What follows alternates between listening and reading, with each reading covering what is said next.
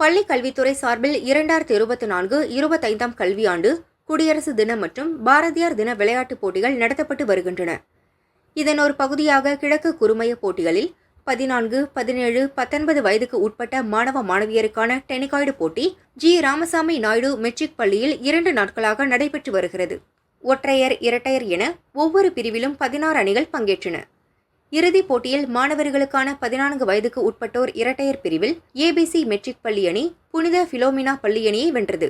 ஒற்றையர் மற்றும் இரட்டையர் 17 வயதுக்கு உட்பட்டோர் பிரிவில் ஏபிசி மெட்ரிக் பள்ளி அணி புனித ஜோசப் மெட்ரிக் பள்ளி அணியை வென்றது.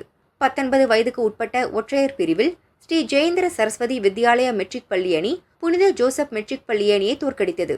அதேபோல் இரட்டையர் பிரிவில் ஏபிசி மெட்ரிக் பள்ளி அணி ஸ்ரீ ஜெயேந்திர சரஸ்வதி வித்யாலயா மெட்ரிக் பள்ளியை வென்றது. அதேபோல் மாணவியருக்கான 14 வயதுக்கு உட்பட்டோர் ஒற்றையர் பிரிவில் ஜி. ராமசாமி நாயுடு மெட்ரிக் பள்ளி அணி புனித ஜோசப் மெட்ரிக் பள்ளியை வென்றது. இரட்டையர் பிரிவில் ஜி. ராமசாமி நாயுடு மெட்ரிக் பள்ளி அணி RCGHSS பள்ளியை வென்றது. 19 வயதுக்கு உட்பட்டோர் ஒற்றையர் பிரிவில் ஜி. ராமசாமி நாயுடு மெட்ரிக் பள்ளி அணி புனித ஜோசப் மெட்ரிக் பள்ளியை வென்றது. இரட்டையர் பிரிவில் ஒண்டிப்புதூர் RCGHSS பள்ளி PSGR கன்னியகுருகுலம் பள்ளி அணியை வென்றது. வெற்றி பெற்ற அணியினரை பள்ளி உடற்கல்வி ஆசிரியர்கள் பாராட்டினர்.